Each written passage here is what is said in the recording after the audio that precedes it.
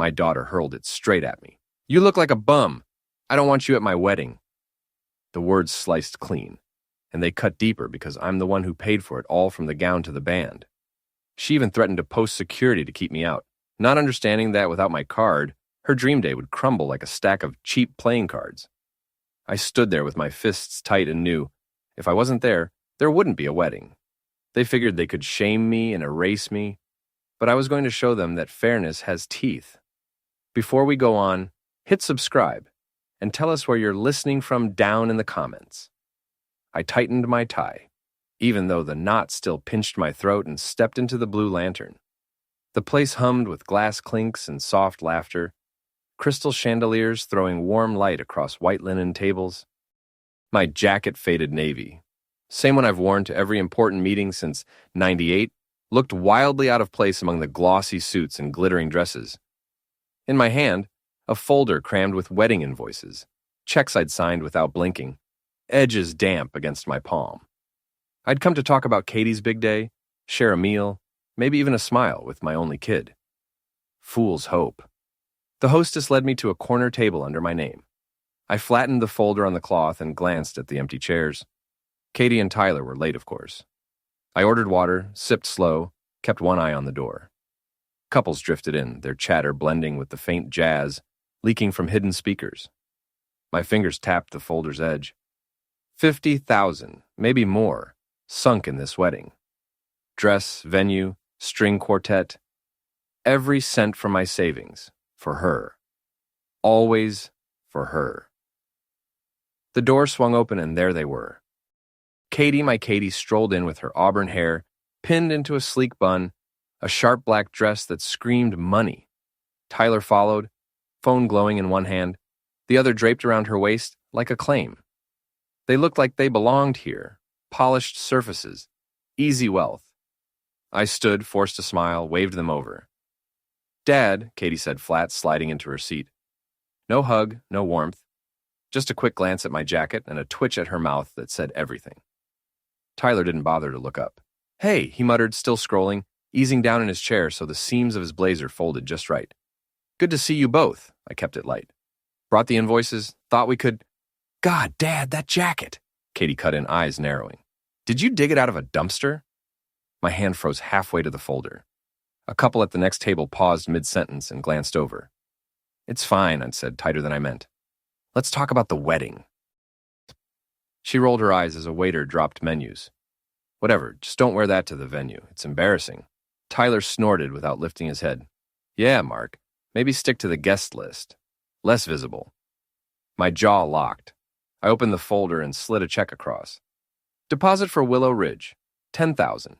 Need your signatures to finalize." Katie barely glanced. "I'll sign later. Can we order? I'm starving." She waved the waiter over, her bracelet throwing light like a mirror. I watched her and searched for the kid who used to climb into my lap to giggle through bedtime stories. Gone. Replaced by someone who saw me as a wallet with a pulse. I tried another angle, lifting my water. "To your future," I said, pushing warmth into the words. "To you and Tyler, and a day you'll never forget." Katie's laugh came sharp and cold. "Oh, it'll be unforgettable," she said, then leaned in and hissed, "But you're not coming, Dad. You look like a homeless guy." "I'm not letting you ruin the photos." The glass slipped. Water sloshed onto the cloth. The whole room seemed to hush, or maybe it was only the pounding in my ears. "What?" I managed. "You heard me," she said louder, daring me to push back. "I don't want you there." Tyler tucked his phone away at last. "Don't make a scene, man. Just send the checks and call it." I looked at them. My daughter and her fiancé smug, unyielding. The folder lay open, invoices spilling like receipts of a life I'd traded away. My hand tightened around the glass until my knuckles blanched. "You're forgetting something," I said, steady despite the fire in my chest. "Those checks? They're mine. Every cent of your dream? Mine." Katie didn't flinch. "Then keep your money, Dad. I'll have security keep you out. Try me." Security. From my own daughter. The waiter hovered, tray trembling. Nearby voices dropped to whispers. I set the glass down carefully, stood up. The starched napkin collapsed in my fist. You'll regret this, I said, no louder than a breath. Katie shrugged and stared down at the menu. Whatever, Dad, just go. I walked out. Let them stare. Outside, the night air slapped me awake. My car, a battered sedan in a row of glossy SUVs, looked like honesty parked among lies. I slid in, hands trembling on the wheel. The glove box was hanging open. A faded photo peeked out. Katie at 6, grinning in a sunflower dress. It punched the breath out of me. I slammed the glove box, turned the key, and muttered, "You'll see, Katie. You'll all see." At home, the lock clicked, and silence met me heavy and absolute, the opposite of the restaurant's buzz. My shoes scuffed the floor. The keys rattled on the hall table and echoed too loud. I was still shaking. Homeless guy.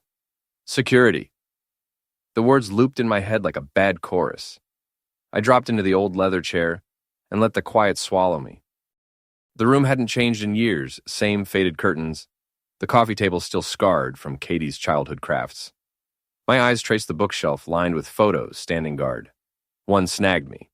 Ellen on a beach, laughing, an arm around a tiny Katie, a plastic bucket clutched like treasure. I picked it up, brushing a thumb across the frame. Ellen's smile still looked alive. 15 years since she'd been gone. 15 since I promised to give Katie everything. That day pushed itself into view. The funeral, low gray sky, the air thick with lilies. Katie at 13 fused to my side, sobs soaking my coat. "I'll take care of you," I whispered, breaking. "Always." I meant it. Every overtime shift, every vacation skipped, every dollar rerouted to her future. All for her. I set the photo down and wondered where that kid had gone. My phone buzzed. Text from Katie. "Don't ruin my wedding, Dad. Stay out of it." I gripped the phone until it blurred. I wanted to tell her exactly what those words did to me. I didn't, not yet. I put the phone down and stared at the shelf. Another photo, Katie at 16, rolling her eyes while I tried to teach her to drive. Even then, her thanks were thinning with every check I wrote. Another memory. 5 years back at the bank. Signing for a second mortgage so she could finish school. 50,000. The loan officer looking at me over his pen. "Big commitment, Mr. Miller." I didn't blink. "Worth it," I said, already picturing her future marketing degree. Bright office, better than mine. She hugged me that day. "Thanks, Dad." The hug was quick. Her eyes were already down on her phone. I told myself it was an age thing and swallowed the sting. Now, in the quiet of this house, I saw it clearly. She took it all, money, time, heart, and tossed it like a receipt. I flipped open my laptop at the desk and pulled up the wedding spreadsheet. The numbers stared back. 12,000 for the venue deposit. 5 for the dress, 3 for the florist. 50 total, and climbing. My savings, my safety net, all on the line. For her perfect day. And she wanted me gone. I clapped the laptop shut and drew a ragged breath. The walls felt a step closer. I yanked the desk drawer and dug until my fingers found a small velvet box. Ellen's ring. I hadn't touched it in years. The gold band caught the light, simple, solid, heavy with memory. I could still see her sliding it on and promising a life we actually kept, right up until cancer stole her. I gave Katie everything because of those promises. I pressed the ring into my palm until it bit. Katie thought I was weak, easy to bully and discard. Tyler thought I was a joke. They were both wrong. I wasn't just a checkbook. I built their dream, brick by brick. I could take it apart the same way. I set the ring on the desk. It glinted like a quiet dare. "They think I'm nothing," I whispered. "They're about to learn." The kitchen table vanished under papers, bank statements, invoices, notes. The mug went cold while I hunched over the mess with a pen and a highlighter. The numbers didn't lie. 5,000 for the dress. 2,500 for the string quartet. 15,000 for Willow Ridge. I underlined another line. 800 for Tyler's custom shoes. Shoes. The gall of it burned. I'd paid for every stitch of this fairy tale. They hadn't put in a dime. I leaned back. The chair creaked. The light threw long shadows across the chipped counter. On the laptop screen, another transfer glowed. 1,200 for the caterer's deposit. $52 grand and counting, I muttered. Retirement bled dry. Every dollar scraped together since Ellen died. For what? So Katie could spit in my face and Tyler could laugh? I thumbed my phone and called Pete, an old friend from the firm. Mark, you still breathing? Been a while. Need to talk, I said, clipped. Roast house, 30 minutes. Trouble? He asked, already knowing. You could say that. Roast house smelled like new coffee and baked sugar. The windows sweated from the morning rush. The room hummed with voices. Pete slouched in the corner booth, flannel loose, gray beard dusted with crumbs. You look wrecked, he said as I slid in. What happened? I told him, straight restaurant. Katie's words, Tyler's smirk, the threat of security. He listened with hands tented, eyes narrowing. When I finished, he let out a slow whistle. Your kid's got nerve. Thinks you're an ATM. Both of them, I said. And I'm supposed to keep smiling. Then don't. He leaned in, grin knife sharp. You're not a chump. Hit him where it counts. I sipped the bitter coffee. I'm done being nice. I need a plan. Plan's simple, Pete said, flicking a crumb off his sleeve. Pull the plug. It was so obvious I almost laughed. Katie and Tyler thought they could humiliate me and still cash my checks. Time to educate them. Back home, an envelope with the Willow Ridge crest sat on the stoop. I ripped it open. Katie's latest demand, custom cake, $2 grand. Non-negotiable. I barked a laugh with no humor in it. No call, no text. Just more bills. I pictured her, spinning in that overpriced dress, bragging to her friends about her perfect day on my dime. I laid the letter beside Ellen's ring. The gold steadied me. I wasn't weak. I wasn't invisible. I held this family together. I could tear down what didn't deserve to stand. Time to start, I said into the quiet. The office glowed with the laptop's light, shadows climbing the walls of old finance journals. The coffee filmed over while I hunched above a spreadsheet mapping out sacrifices. $5 grand for the dress, 10 for a deposit, 2,000 for flowers that would be brown by morning. Pete's words ran on loop. Pull the plug. A draft to the planner sat open and another tab unsent and heavy with intent. I called Laura, the organizer. Mr. Miller, great to hear from you, she chirped, professional bright. Everything on track for Saturday? That's what I'm checking, I said, leaning back. Just confirming the caterer and the band.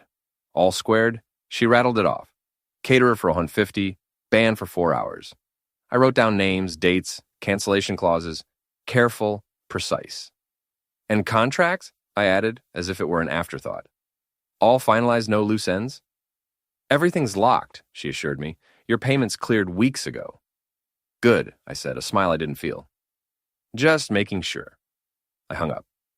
The office air got thicker. I opened a drawer and pulled out Ellen's photo, thumb rubbing the glass. Another memory hit 10 years ago. Katie begging for 200 sneakers. Please, Dad, everyone has them. Money was tight that month. I paid anyway. Her thanks landed over her shoulder. I told myself it was worth it. Fool, no more. I dialed Dave, my lawyer from the old days. Mark, what's the game? Need a favor, I said low. Wedding contracts? I want to know how to pause payments without breaking anything. He chuckled. Finally taking the wheel, huh? Send them, I'll dig. Quietly, I said. I'm a vault, he said. You playing chess now? Something like that. I looked back at the spreadsheet. Every cell was a lever. I drafted an email to Laura. I'd like to review a few bookings' possible budget adjustments. Polite, vague, a seed tossed into the dark. I didn't send it yet. The velvet box caught the lamp. I lifted Ellen's ring and let it glow in the light. Its weight steadied my hands. They'll learn, I told the empty room. They'll learn what I can do.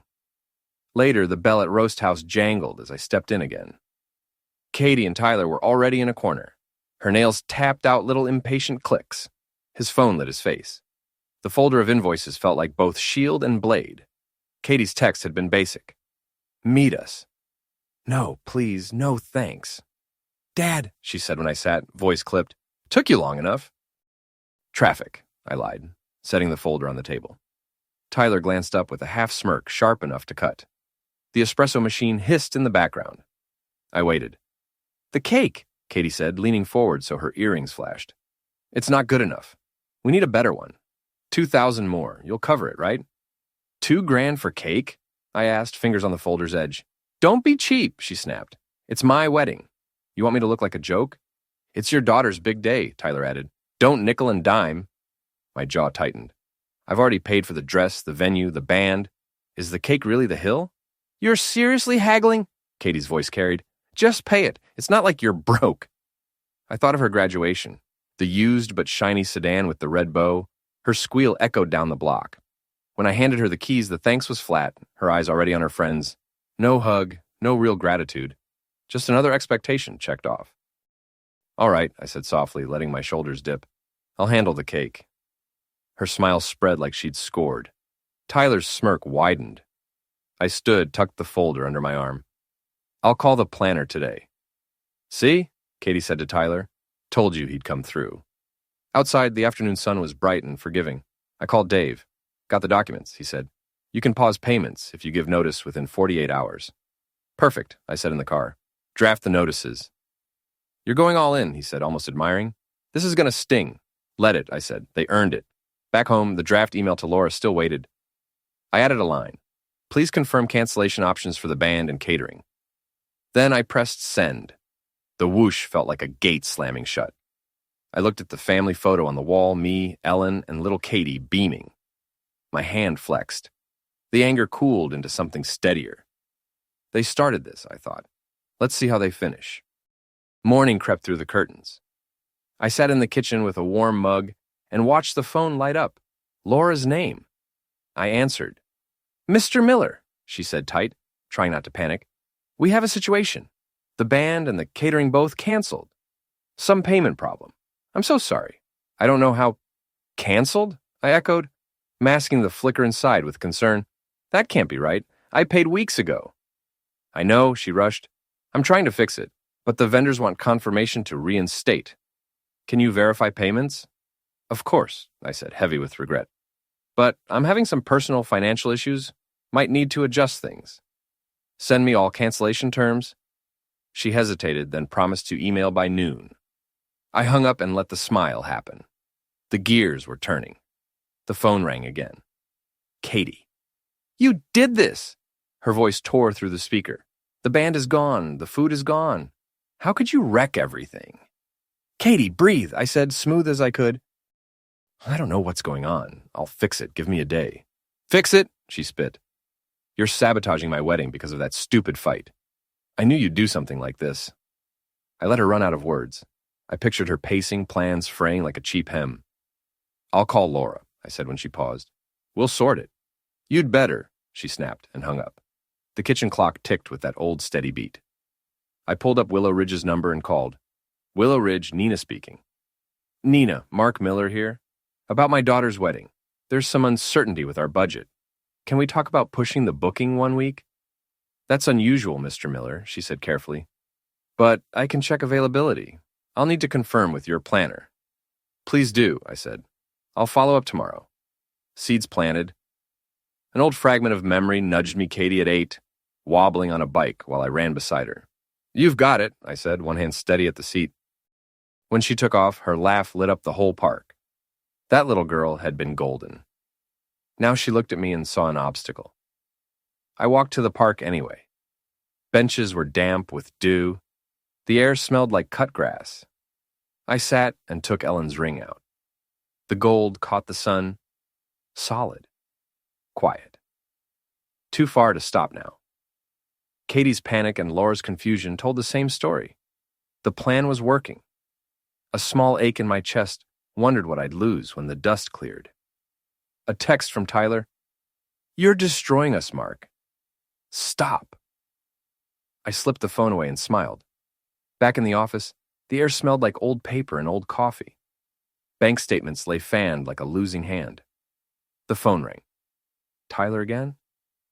I let it buzz twice and answered. You've wrecked us, he snapped, trying to hold steady. Band's gone. Catering's dead. What are you doing? Tyler, I don't know, I said, leaning back. Let's talk. My office 1 hour, he huffed. You'd better fix this, old man. Don't make Katie cry again. He hung up.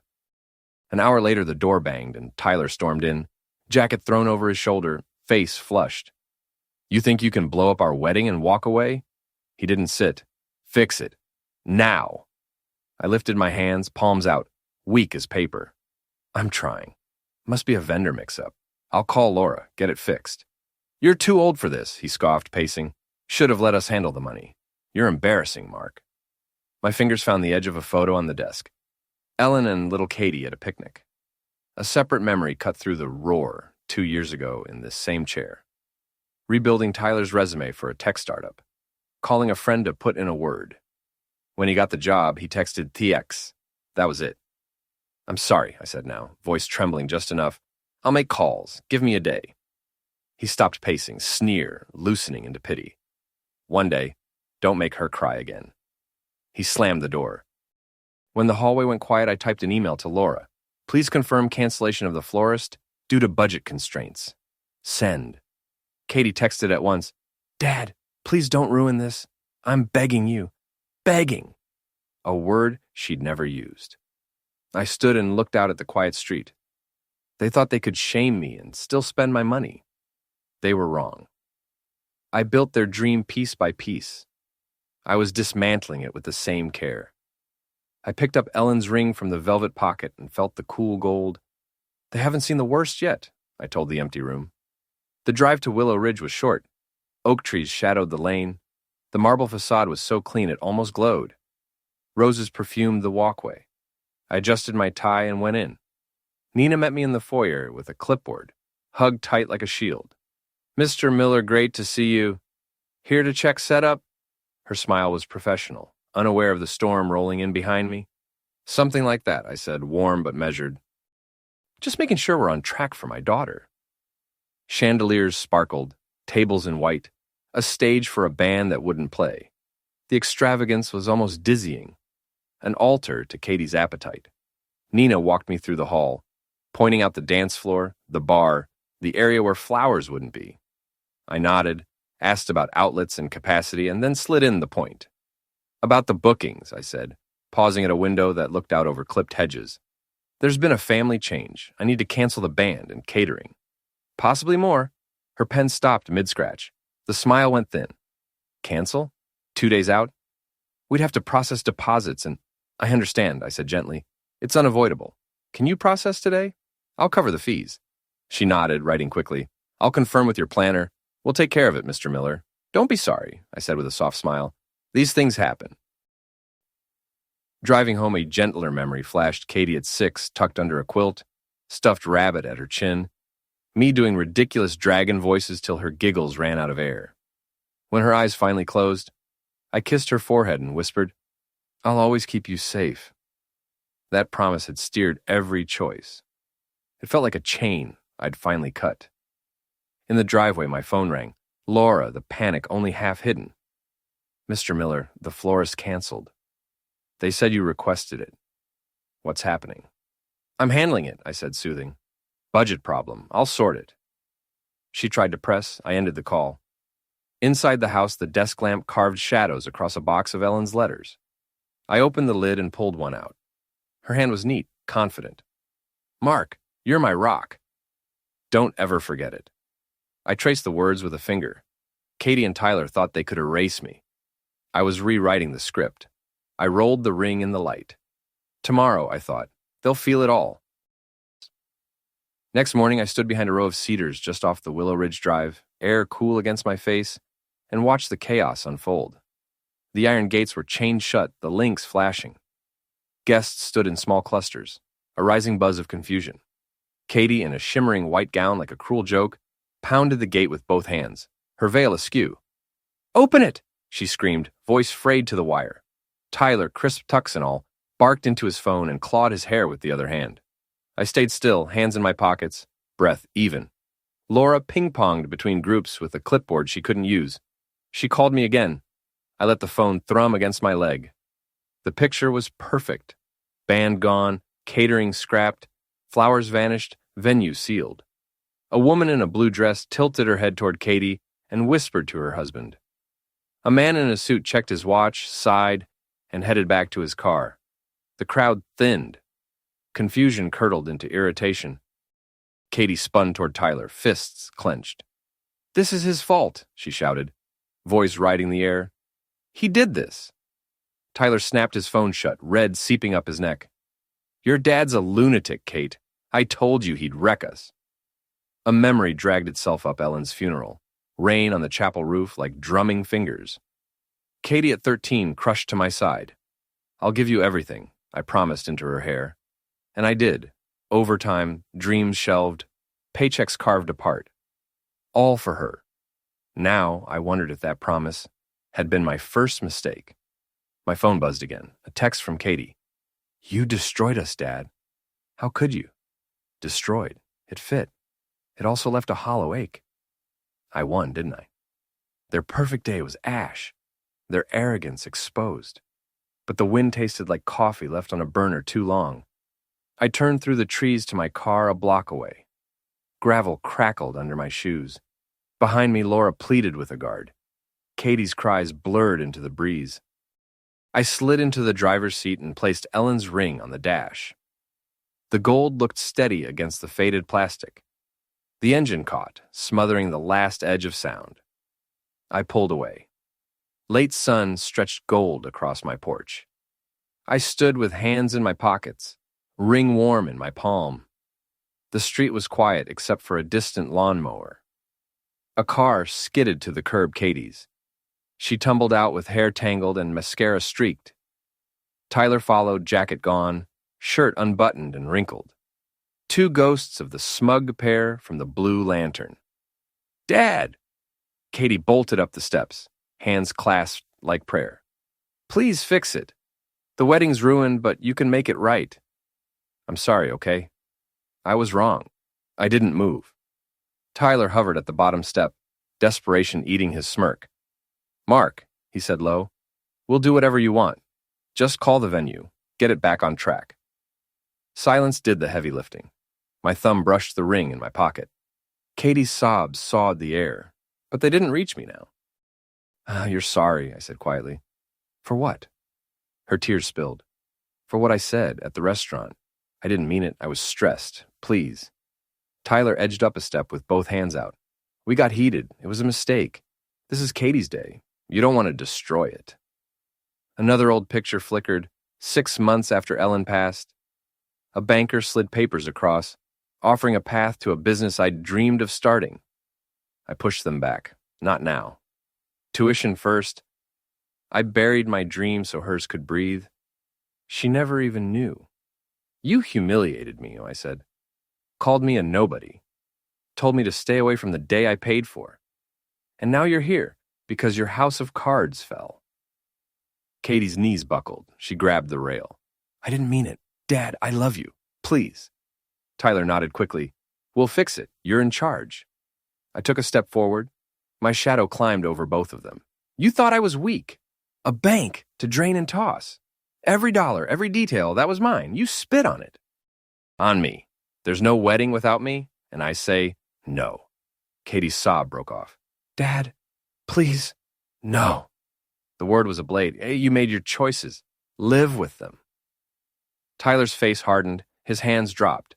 Katie folded onto the steps, head in her hands. I turned and walked inside. The screen door creaked and settled. Their voices dwindled as I crossed the living room. I sank into the old armchair and lifted the family photo from the shelf for me. Ellen, tiny Katie, grinning like we owned the sky. I set it back, fingertips resting on the frame. Peace settled heavy and real. One thought snapped through clear. This isn't over. Sun pushed across the floor the next morning. I sat on the couch with my phone and scrolled local headlines. Every feed carried it Fairview's latest scandal wedding canceled at Willow Ridge in a shocking twist. They didn't print the names, but the details locked gates, furious guests, a bride in tears, didn't leave much to guess. I read with a steady face and a steady heart. Not joy, not even relief. Just quiet. I put the phone down and looked at the photo on the table. Ellen's smile, Katie's gap-toothed grin, my arm around both. A softer memory stirred Ellen and me in the dark, the old furnace ticking. Katie drawing in the next room, crayons scraping paper. She'll be happy, Ellen whispered. We'll make sure. I promised to give our girl the world, whatever it cost. I kept it. At what price? The phone buzzed. Pete. Mark, you sly fox, he laughed. Heard about the wedding or the crater where it used to be. You leveled it, huh? They did it to themselves, I said, tracing the photo's edge. I just pulled the plug. Pulled the plug? You flipped the whole table. He chuckled. Town can't stop talking. They're toast. They'll live, the nigga said. Maybe they'll learn. He snorted. Maybe. You drinks next week.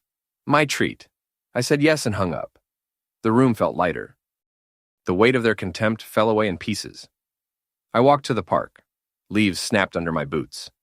The air had that bright, clean bite. I sat on the cold bench and took out Ellen's ring. Sun lit the gold. Steady. True. A couple passed, voices low. Did you hear about the wedding disaster? The woman asked, her scarf fluttering. The bride's dad pulled the money. Total scandal. Her partner nodded. Bet they're hiding now. Poor girl. I kept my eyes on the ring. Poor girl. Katie chose her path. So did I. The whispers skated past. They were proof that truth had finally surfaced. My daughter threw it at me. You look like a bum. I don't want you at my wedding. It hurt because I paid for everything from the dress to the band. She threatened security to keep me out, not realizing that without my card, her big day would fold like a cheap tent. I clenched my fists and knew, if I wasn't there, there'd be no wedding. They thought they could humiliate me and forget me, but I'd show them that justice doesn't blink. Before we keep going, please subscribe and tell us where you're listening from in the comments. I straightened my tie, still too snug, and walked into the Blue Lantern. The room hummed with clinks and laughter, chandeliers glowing over white linens. My old navy jacket, same one since the late 90s, looked wrong among all the couture. In my hand, a folder of invoices and checks pressed into my palm. I came to talk about Katie's day, to share a meal, maybe a smile. Foolish, I guess. The hostess led me to a corner table reserved in my name. I sat, smoothed the folder, glanced at the empty chairs. Katie and Tyler were late. Of course. I sipped water and watched the door. Couples drifted in. Jazz breathed through hidden speakers. My fingers tapped the folder's edge. 50 grand, maybe more tied up in this wedding. Dress, venue, quartet. Every cent from my savings, for her, always for her. The door swung, and there they were. Katie. My Katie walked in, sleek bun, black dress sharp as a blade. Tyler drifted behind, phone glowing, arm hooked around her waist. At the counter, a man stirred his latte. That Miller wedding, he said. Heard the couple's done for. What a mess. His friend nodded, earrings flashing. The dad's the story. Pulled the rug. Good for him. I finished my coffee with a small private smile. The gossip didn't sting. It felt like a quiet badge for what I'd taken back. I paid and stepped into the afternoon sun. Kids rattled by on bikes, laughter cutting clean through the air. I climbed my porch steps boards creaking the same old way. Inside, I opened the small wooden box on the mantel where Ellen's ring had lived. I held it one more time, felt the warmth in the gold, and laid it beside the old camera. The lid clicked shut like closing a chapter. I'd carried Ellen's memory through every fight and every choice. Now, I was ready to carry myself. Back on the porch, the sky burned itself down to color, a promise kept loud and brief. I leaned on the rail, hands loose, heart open. I'm free, I thought, quiet and sure, as the last light slipped into dusk. If you liked this story, hit like, subscribe, and share your thoughts in the comments. To hear the next story, tap the box on the left. Thanks for watching.